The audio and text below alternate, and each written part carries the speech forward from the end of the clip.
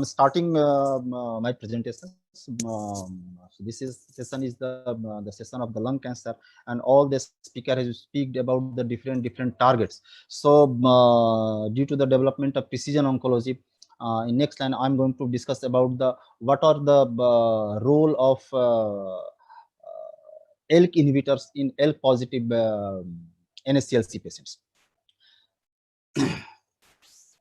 So we know a few years before we assumed that the NSCLC is one group of disease. Okay, but thanks to the development of this molecular biology as well as the genetic biology, now NSCLC is categorized as a heterogeneous set of disease, and each sets of disease is defined by different oncogenic drivers. The study was done on metastatic adenocarcinoma variety of NSCLC, and 5,262 patients were taken by data taken from this MSK impact as well as the Foundation 1 panel.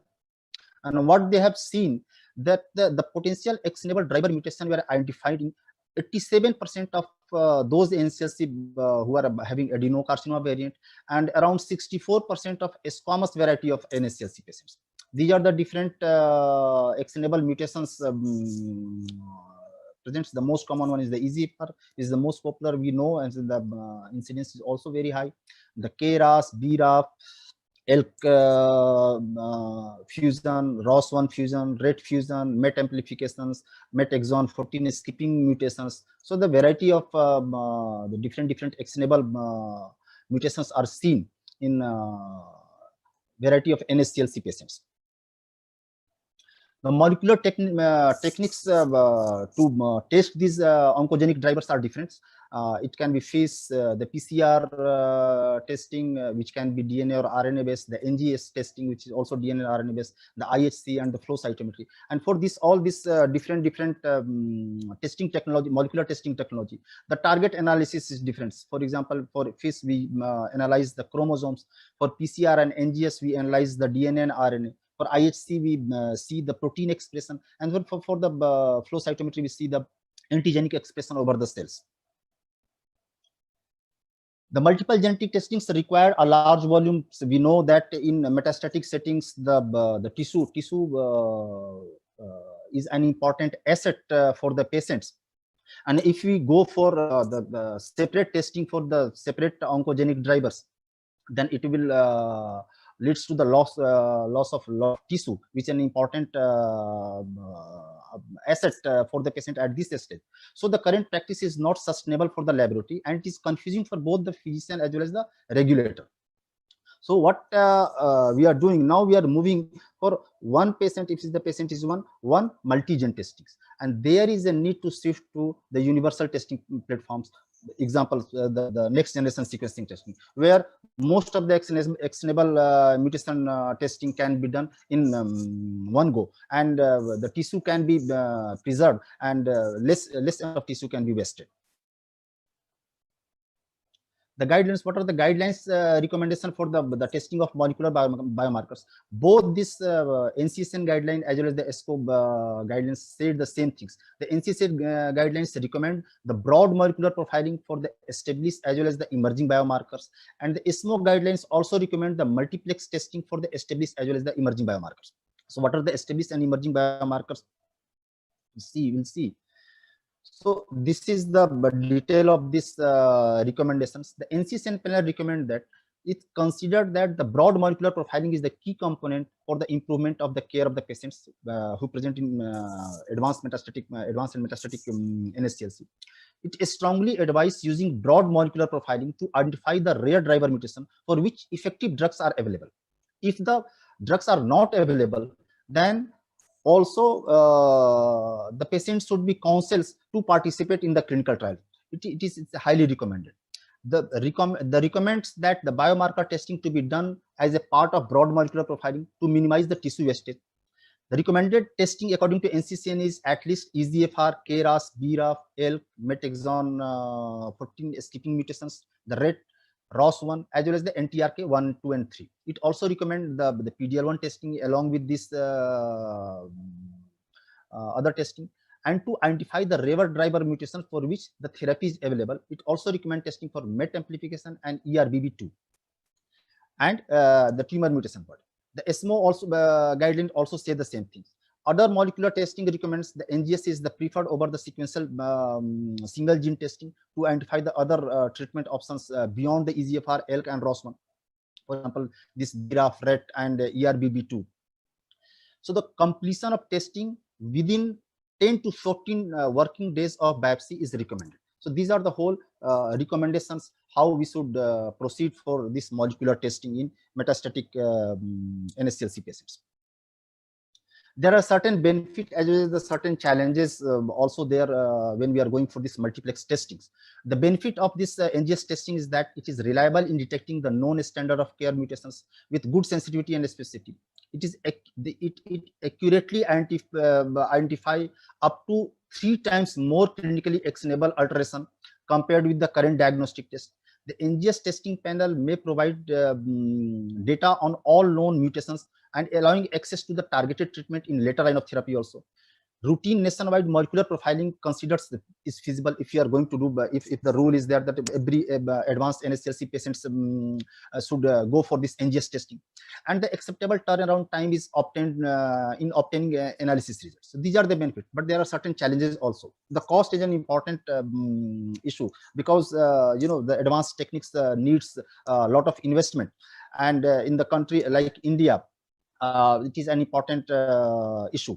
The technical challenges is another importance because it's not very much popular, and most of the labs are not well equipped with the techniques to study and accurately reporting this NGS. So the technical challenges is an important. The accessibility issue is important for the patients, and many patients who live in the smaller towns or remote area.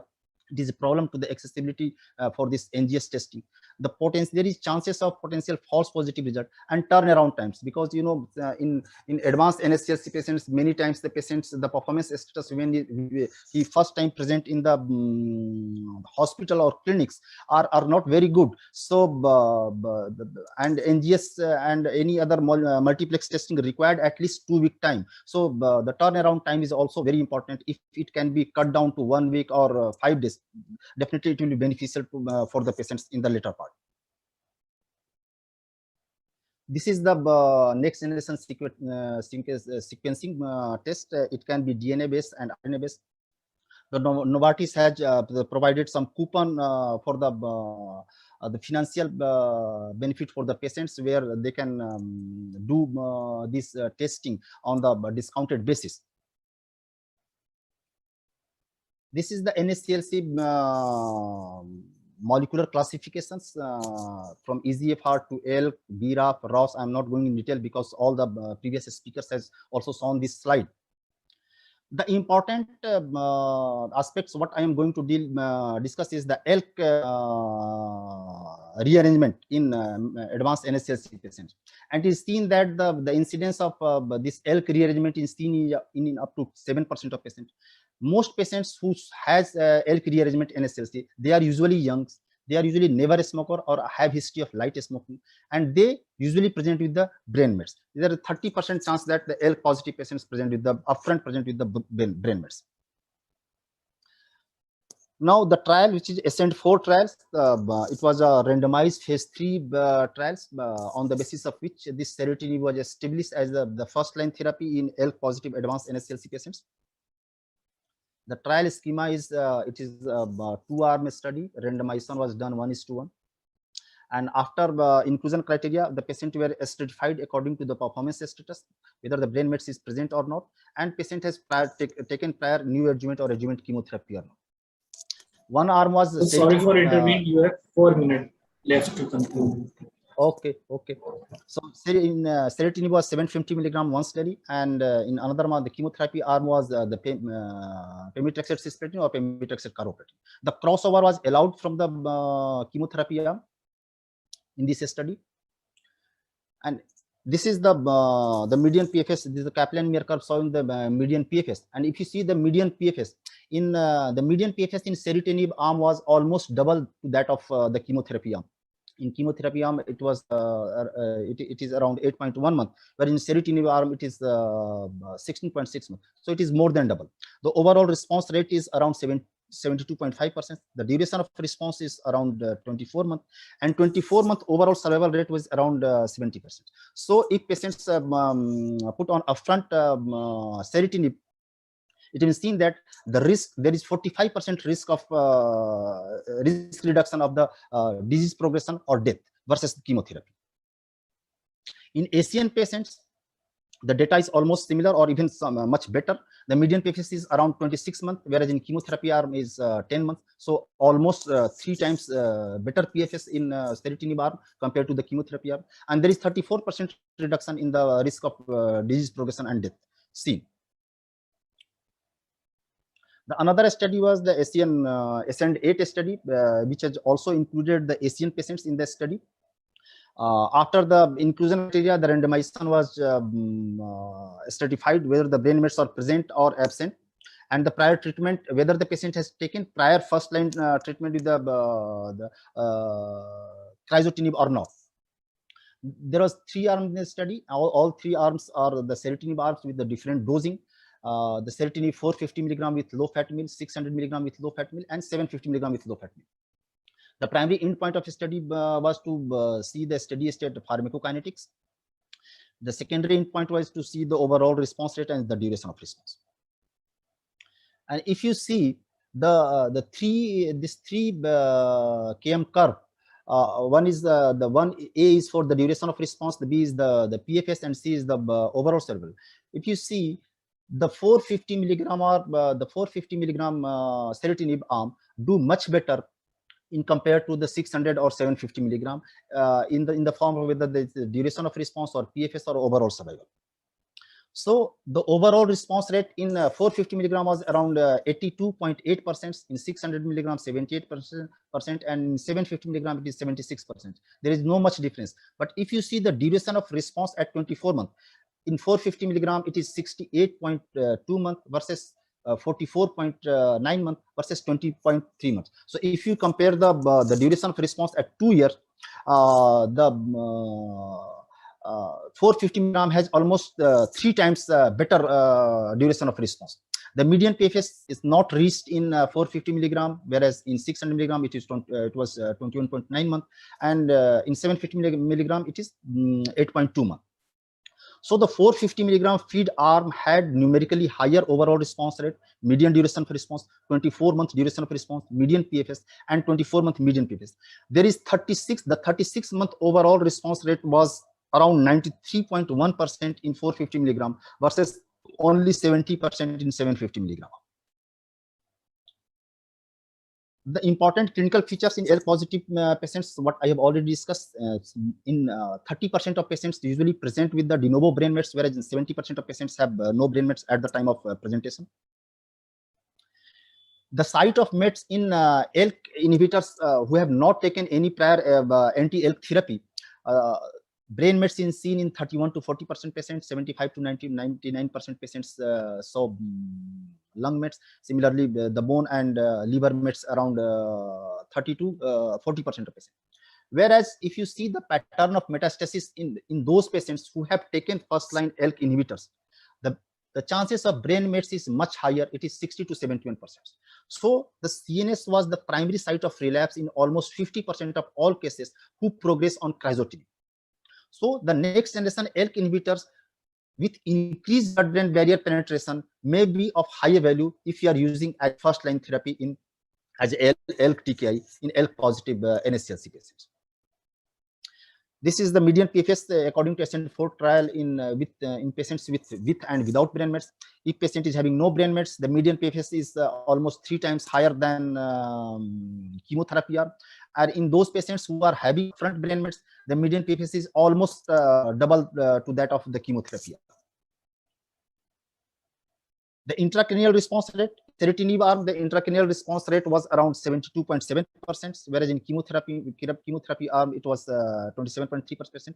So the intracranial response rate was around 45% more in CERITINIB arm compared to the chemotherapy arm. This is sorry again for intervening. Need to conclude, please. Just 3-4 slides. So there is a original article which compared the efficacy of first-line CERITINIB and crizotinib, although it was not head-to-head trial, but it was the indirect comparison with external control. And what this indirect comparison says, yes. The PFS, if you see the PFS in profile 1014 trials, the median PFS was 10.9 months in versus 7 months in chemotherapy arm. The PFS at 18 months is 31% versus 5%, whereas in ASCENT-4 trial, the PFS is 16.6 versus 8.1, and PFS at 18 months is 50% versus 23 months. The overall survival again is much in favor of this CERITINIB. Safety profile, the CERITINIB significantly improved the quality of life and significantly prolonged the time to deterioration for the lung cancer specific symptoms compared to the chemotherapy. It is well tolerable drugs. The most of the adverse effects are related to the GI toxicity and alteration in some liver enzyme level, but most of the adverse effects are in the grade 1 or grade 2 category. Rarely patients develop grade 3 or grade 4 GI adverse effects. These are the options which are available as a first-line therapy if patient is having ALK+ NSCLC. The CERITINIB, crizotinib, alectinib, brigatinib, and lorlatinib. This is the temporal profile how this ALK inhibitors has been developed. Now we have 3 generations of ALK inhibitors. The first generation is the crizotinib, second generation CERITINIB, alectinib, and brigatinib, and third generation is lorlatinib. So I'm going to the conclusion. This is the cost-effective sequencing of ALK inhibitors in NSCLC patient, how we can sequence, because now we have 3 generations of ALK inhibitors are available. So this is the how we can sequence to have better PFS and prolonged PFS in the patients. So point, what should be considered as a clinician when we are using ALK inhibitor in the first-line setting? We have to see what are the efficacy of the drug in the first-line setting, whether the brain mets are present at the baseline or not. If the brain mets are present, whether the brain mets are absent or not. How much the symptomatic is the patient, and is there any second-line options are available if there is progress on the first-line setting. So in conclusion, according to the ASCENT-4 trials, the CERITINIB saw a significant improvement in the PFS as well as the numerical improvement in the OS. The PFS benefit was also seen regardless whether the brain mets is present or not, absent. GI adverse effects were, most of the adverse effects are well manageable. Grade 3-4 adverse effects are very less, and the efficacy and safety of CERITINIB are well established in ASCENT patients also. Thank you. Thank you. Thank you, sir, for that wonderful talk. So the last but not the least talk of the evening is by Dr. Deepak Dapkara, sir. He's the Senior Consultant and Head Medical Oncology at CHL Hospital, Indore. Dr. Dapkara would be talking on making critical decisions in treatment of EGFR mutated non-small cell lung cancer. Deepak Dapkara, sir, the stage is yours. Thank you, Akash. So can